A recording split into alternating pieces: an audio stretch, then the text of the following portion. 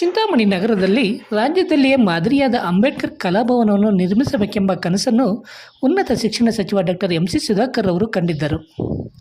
ಅವರ ಕನಸು ನನಸಾಗುವ ಕಾಲ ಇದೀಗ ಬಂದಿದ್ದು, ನಿರ್ಮಾಣ ಹಂತದಲ್ಲಿರುವ ಅಂಬೇಡ್ಕರ್ ಭವನದ ಮತ್ತಷ್ಟು ಅಭಿವೃದ್ಧಿಗಾಗಿ ಹೆಚ್ಚುವರಿಯಾಗಿ 9 ಕೋಟಿ ರು ಹಣವನ್ನು ಬಿಡುಗಡೆಗೊಳಿಸುವಲ್ಲಿ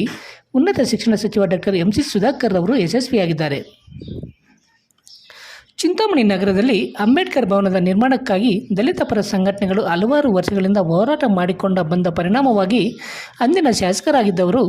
ನಗರದ ಸಿವಿಲ್ ಬಸ್ ನಿಲ್ದಾಣದಲ್ಲಿ ಅಂಬೇಡ್ಕರ್ ಭವನ ನಿರ್ಮಿಸಲು ಸ್ಥಳ ನಿಗದಿ ಮಾಡಿದ್ದರು. ಆದರೆ ಖಾಸಗಿ ಬಸ್ ನಿಲ್ದಾಣದಲ್ಲಿ ಅಂಬೇಡ್ಕರ್ ಭವನ ನಿರ್ಮಾಣ ಮಾಡಲು ಖಾಸಗಿ ಬಸ್ ನಿಲ್ದಾಣವನ್ನು ಸ್ಥಳಾಂತರ ಮಾಡುವ ವಿಚಾರವಾಗಿ ಖಾಸಗಿ ಬಸ್ ಮಾಲೀಕರು, ಪೆಟ್ಟಿಗೆ ಅಂಗಡಿಗಳ ಮಾಲೀಕರ ನಡುವೆ ವಿವಾದ ಏರ್ಪಟ್ಟ ಕಾರಣ ಅಂಬೇಡ್ಕರ್ ಜಯಂತಿ ಆಚರಣೆ ಪೂರ್ವಭಾವಿ ಸಭೆಯಲ್ಲಿ ದಲಿತ ಪರ ಸಂಘಟನೆಗಳ ಪದಾಧಿಕಾರಿಗಳು ಸಭೆಯನ್ನು ಬಹಿಷ್ಕರಿಸಿ ಏಪ್ರಿಲ್ 14ರಂದು ಖಾಸಗಿ ಬಸ್ ನಿಲ್ದಾಣದಲ್ಲಿ ಅಂಬೇಡ್ಕರ್ ಜಯಂತಿಯನ್ನು ಆಚರಣೆ ಮಾಡುವಂತೆ ಒತ್ತಾಯಿಸಿ ನಗರಸಭೆ ಬಳಿ 2015ರಲ್ಲಿ ಪ್ರತಿಭಟನೆ ನಡೆಸಿದ್ದರು. ಅಂದಿನ ಸಭೆಯ ಅಧ್ಯಕ್ಷತೆ ವಹಿಸಿದ್ದ ಪ್ರಭಾರಿ ತಹಸೀಲ್ದಾರ್ ನಾರಾಯಣಸ್ವಾಮಿರವರು ಪೌರಾಯುಕ್ತ ಪದ್ಮನಾಭರವರಿಗೆ ಖಾಸಗಿ ಬಸ್ ನಿಲ್ದಾಣವನ್ನು ಸ್ಥಳಾಂತರಿಸಿ ಆ ಸ್ಥಳವನ್ನು ಸಮಾಜ ಕಲ್ಯಾಣ ಇಲಾಖೆಗೆ ಹಸ್ತಾಂತರಿಸುವಂತೆ ಸೂಚನೆ ನೀಡಿದ್ದರು. ದಲಿತ ಪರ ಸಂಘಟನೆಗಳ ಒತ್ತಾಯಕ್ಕೆ ಮಣಿದ ಪೌರಾಯುಕ್ತರು ಕೂಡಲೇ ಖಾಸಗಿ ಬಸ್ ನಿಲ್ದಾಣದಲ್ಲಿ ಈ ಜಾಗ ಅಂಬೇಡ್ಕರ್ ಭವನಕ್ಕೆ ಸೇರಿದ್ದ ಸ್ಥಳವೆಂದು ಸೂಚನಾ ಫಲಕವನ್ನು ಹಾಕಿಸಿ ಸಮಾಜ ಕಲ್ಯಾಣ ಇಲಾಖೆಗೆ ಸ್ಥಳವನ್ನು ಹಸ್ತಾಂತರಿಸಿ ಖಾಸಗಿ ಬಸ್ ನಿಲ್ದಾಣವನ್ನು ಹಸ್ತಾಂತರ ಮಾಡಿದ್ದರು. 2015ರ ಏಪ್ರಿಲ್ 14ರಂದು ಚಿಂತಾಮಣಿಯ ಖಾಸಗಿ ಬಸ್ ನಿಲ್ದಾಣದಲ್ಲಿ ನಡೆದ ಅಂಬೇಡ್ಕರ್ ಜಯಂತಿ ಕಾರ್ಯಕ್ರಮದಲ್ಲಿ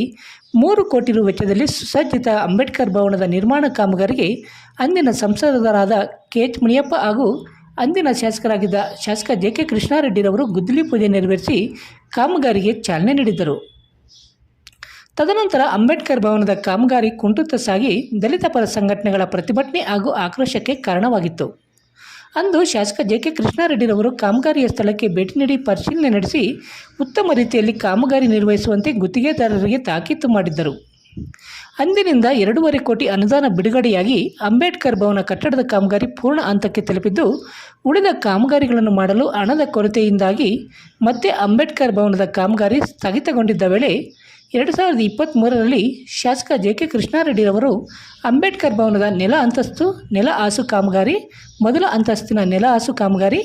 ಪೇಂಟಿಂಗ್ ಕಾಮಗಾರಿ, ಕಿಟಕಿ ಬಾಗಿಲು, ಸ್ಟೀಲ್ ರೈಲಿಂಗ್, ಭವನದ ನೈರ್ಮಲೀಕರಣ, ಕುಡಿಯುವ ನೀರಿನ ಸಂಪರ್ಕ ಕಲ್ಪಿಸುವ ಕಾಮಗಾರಿಯನ್ನು ಮಾಡಲು ತಮ್ಮ ಶಾಸಕರ ಅನುದಾನದಲ್ಲಿ 1 ಕೋಟಿ ರು ಅನುದಾನವನ್ನು ಅಂಬೇಡ್ಕರ್ ಭವನದ ಕಾಮಗಾರಿಗೆ ಶಾಸಕ JK ಕೃಷ್ಣಾರೆಡ್ಡಿರವರು ಕೊಟ್ಟು ಭವನಕ್ಕೆ ಒಂದು ರೂಪ ಕೊಟ್ಟು ಉದ್ಘಾಟನೆಗೆ ಸಿದ್ಧಗೊಳಿಸಿದ್ದರು. ಆದರೆ 2023ರ ವಿಧಾನಸಭೆ ಚುನಾವಣೆಯಲ್ಲಿ ಶಾಸಕ JK ಕೃಷ್ಣಾರೆಡ್ಡಿರವರು ಸೋತ ನಂತರ ಶಾಸಕರಾಗಿ ಆಯ್ಕೆಯಾಗಿ ರಾಜ್ಯ ಸರ್ಕಾರದಲ್ಲಿ ಉನ್ನತ ಶಿಕ್ಷಣ ಸಚಿವರಾಗಿರುವ ಡಾಕ್ಟರ್ ಎಂ ಸಿ ಸುಧಾಕರ್ ಅವರು ಜೂನ್ ತಿಂಗಳಲ್ಲಿ ಅಂಬೇಡ್ಕರ್ ಭವನಕ್ಕೆ ಅಧಿಕಾರಿಗಳು ಹಾಗೂ ದಲಿತ ಮುಖಂಡರೊಂದಿಗೆ ಆಗಮಿಸಿ ಭವನದ ಕಾಮಗಾರಿಯನ್ನು ಕಂಡು ತಾನು ನಿರ್ಮಿಸಲು ಕನಸು ಕಂಡಿದ್ದ ಅಂಬೇಡ್ಕರ್ ಭವನ ಇದಲ್ಲ ಎಂದು ಬೇಸರ ವ್ಯಕ್ತಪಡಿಸಿ ಸರ್ಕಾರ ಹಾಗೂ ಸಮಾಜ ಕಲ್ಯಾಣ ಸಚಿವರ ಬಳಿ ಮಾತನಾಡಿ ಅಂಬೇಡ್ಕರ್ ಭವನಕ್ಕೆ ಮತ್ತಷ್ಟು ರೂಪುರೇಷೆಗಳನ್ನು ನೀಡಲು ಸರ್ಕಾರದ ಮುಂದೆ ಪ್ರಸ್ತಾವನೆ ಸಲ್ಲಿಸಿ ಪ್ರಸ್ತುತ ಭವನದ ರೂಪುರೇಷೆ ಇತ್ಯಾದಿಗಳನ್ನು ವಿವರಿಸಿ ಭವನದಲ್ಲಿ ಮೂಲಭೂತ ಸೌಕರ್ಯಗಳಾದ ಸುಸಜ್ಜಿತ ಸಭಾಂಗಣ, ಶಬ್ದಗ್ರಹಣ, ವಿದ್ಯುತ್ ವ್ಯವಸ್ಥೆ, ಹವಾನಿಯಂತ್ರಿತ ಸಭಾಂಗಣ, ಬೆಂಕಿ ಶಮನ ಉಪಕರಣ ಒಳಗೊಂಡಂತೆ ಅತ್ಯಾಧುನಿಕ ಉಪಕರಣಗಳಿಂದ ಸುಸಜ್ಜಿತ ಭವನವನ್ನು ನಿರ್ಮಿಸಲು ಸಚಿವ ಡಾಕ್ಟರ್ ಎಂ ಸಿ ಸುಧಾಕರ್ ಅವರು 9 ಕೋಟಿ ರುಗಳ ವಿಶೇಷ ಅನುದಾನ ಬಿಡುಗಡೆಗಾಗಿ ಪ್ರಸ್ತಾವನೆಯನ್ನು ಸಲ್ಲಿಸಿದರು. ಸಚಿವ ಡಾಕ್ಟರ್ ಎಂ ಸಿ ಸುಧಾಕರ್ ಅವರು ಪ್ರಸ್ತಾವನೆಯನ್ನು ವಿಶೇಷ ಪ್ರಕರಣವೆಂದು ಪರಿಗಣಿಸಿ ಸಮಾಜ ಕಲ್ಯಾಣ ಸಚಿವ ಮಹದೇವಪ್ಪರವರ ಮುಖಾಂತರ ಅವಿಭಜಿತ ಕೋಲಾರ ಜಿಲ್ಲೆಯ ಪ್ರಮುಖ ವಾಣಿಜ್ಯ ನಗರ ಚಿಂತಾಮಣಿಯ ಅಂಬೇಡ್ಕರ್ ಭವನವನ್ನು ವೈಜ್ಞಾನಿಕವಾಗಿ ಹಾಗೂ ಮೂಲಭೂತ ಸೌಕರ್ಯಗಳೊಂದಿಗೆ ಅಭಿವೃದ್ಧಿಗೊಳಿಸಲು 2 ಹಂತದಲ್ಲಿ 9 ಕೋಟಿ ರುಗಳ ಅನುದಾನವನ್ನು ಬಿಡುಗಡೆ ಮಾಡಿಸುವಲ್ಲಿ ಉನ್ನತ ಶಿಕ್ಷಣ ಹಾಗೂ ಜಿಲ್ಲಾ ಉಸ್ತುವಾರಿ ಸಚಿವ ಡಾಕ್ಟರ್ ಎಂ ಸಿ ಸುಧಾಕರ್ ಅವರು ಯಶಸ್ವಿಯಾಗಿದ್ದಾರೆ.